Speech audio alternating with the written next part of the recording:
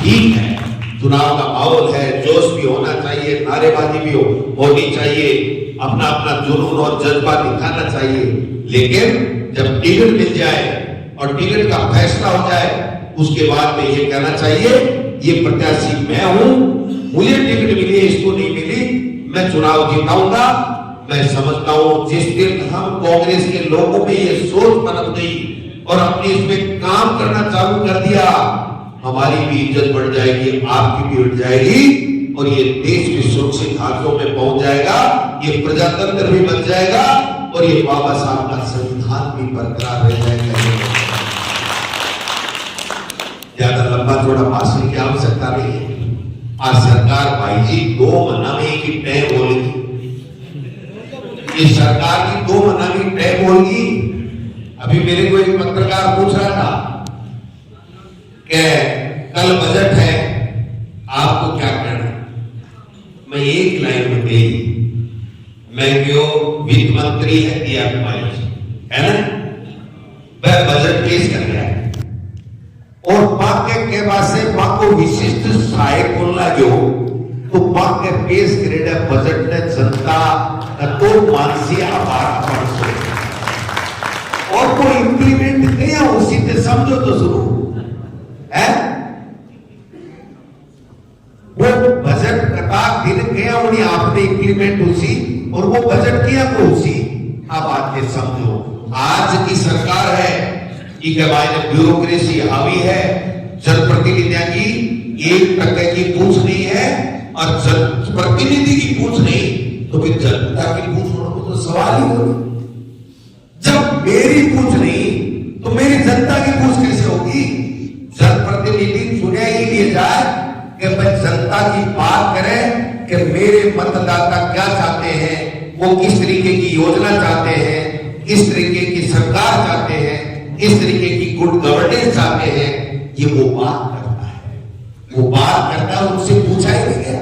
और इनके मंत्री तो अजीब अजीब नमूने निकले, सुने दिलावर जी ने, शिक्षा मंत्री है, वह कह रहे हैं कि प्लास्टिक की थैली, प्लास्टिक की बोतल अगर काम में ले कोई तो भी के घर के माए कोई टांग टूट जाए, कोई को हाथ टूट जा, कोई बीमार पड़ जा, वो आ रहे शिक्षा मंत्री है।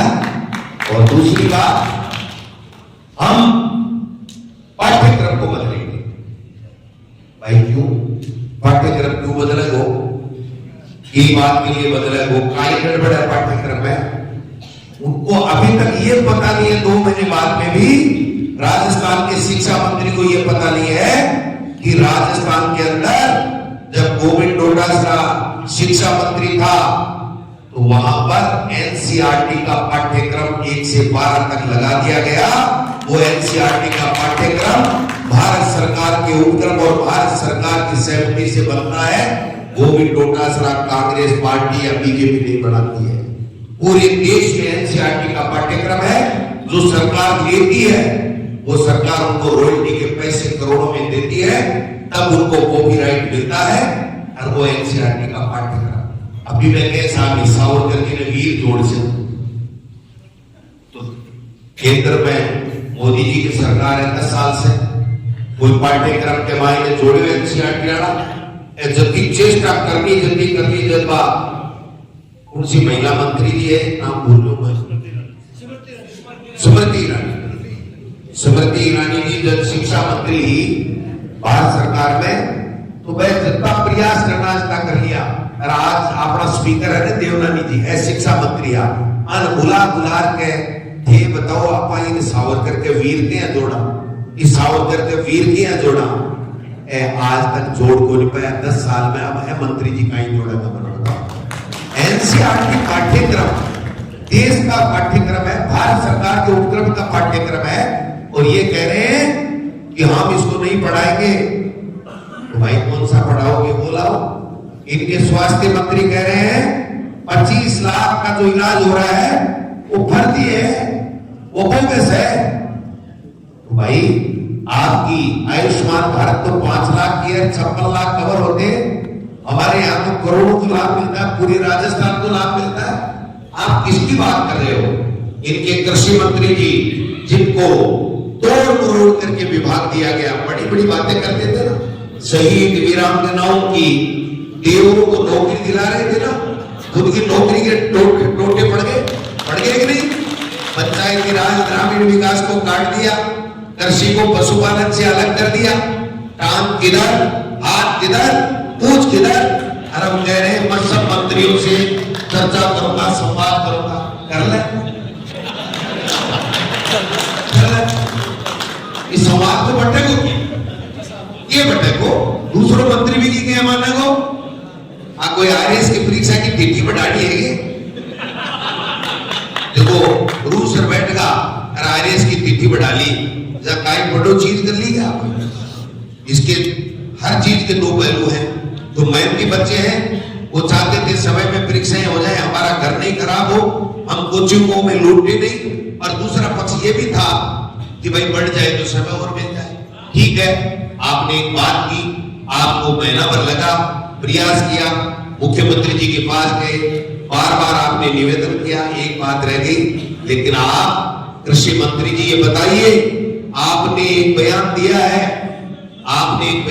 है कि किसान की आदत खराब हो गई, कर्जा ले और मत चुकाओ, इसलिए किसान को कर्जा नहीं मिलना चाहिए और किसान का कर्जा मिल गया तो उसका माफ नहीं होना चाहिए।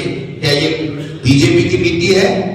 क्या आपने जो पहले भाषण दिए थे जब वसुंधरा जी मुख्यमंत्री थी और अलग दल बनाया था, तब आपने गांव-गांव में जाके किरोड़ी मीना जी ये कहा था कि किसान को कर्जा माफ होना चाहिए। आप उस नीति की बात कर रहे हो? अगर आपकी यही नीति है तो वसुंधरा जी के समय 50,000 का कर्जा किसान का क्यों माफ हुआ? आप बता दीजिए। देश के प्रधानमंत्री ने इससे पहले उत्तर प्रदेश में क्यों कहा कि उत्तर प्रदेश में बीजेपी का राज आ गया तो किसान का कर्जा माफ करेंगे?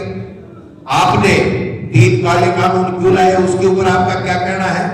19,000 की कुड़क हो गई तो 19,000 की कुड़क हो गई, अब तो डबल इंजन की सरकार आ गई, वो 19,000 की कुड़की समाप्त कर दो। 1 लाइन का ऑर्डर चाहिए आपका, तो आपने 1 लाइन के ऑर्डर में 5,000 राजीव गांधी युवा मित्रों के घर में अंधेरा कर दिया। आपको शर्म भी नहीं आई और आज आप कह रहे हो कि हम ये करेंगे, हम वो करेंगे, कुछ नहीं करेंगे। पेपर लीक की बात करने वालों लोगों से मैं पूछना चाहता हूं, हम बार बार कह रहे थे ये पेपर लीक गिरोह पूरे देश में पनप गया है, इसके ऊपर केंद्र की सरकार को कोई कानून बनाना चाहिए, केंद्र की सरकार को कोई कानून बनाना चाहिए। बनाया इन्होंने, और यहाँ बड़े बड़े वादे, कभी कह रहे थे हमने गंदा पानी छोड़ दिया, कभी कह रहे थे ठंडा पानी छोड़ दिया, कभी कह रहे थे गर्म पानी छोड़ दिया, कभी कह रहे थे नाली का पानी छोड़ दिया, और बार बार चिल्ला रहे थे पेपर लीक, पेपर लीक। आज का अखबार देख लो, मीडिया की बात देख लो, कल की लोकसभा की कार्रवाई देख लो, अब केंद्र की सरकार क्यों बना रही है, हर स्टेट में क्यों बन रहे हैं? अरे हमने बना दिया, हमारा जो राजस्थान का पेपर लीक का कानून है उससे बहुत ही कमजोर, लचीला और केवल खाना पूर्ति वाला आपका पेपर लीक का कानून है, हमारे कानून के बराबर नहीं है। इसलिए आपको ये अधिकार नहीं है, इस बात से वोट नहीं ले सकते। अब लोग कहते हैं कि साहब पहले तो बीजेपी वाले सवाल उठाते थे, अब कांग्रेस वाले सवाल उठाने लगे।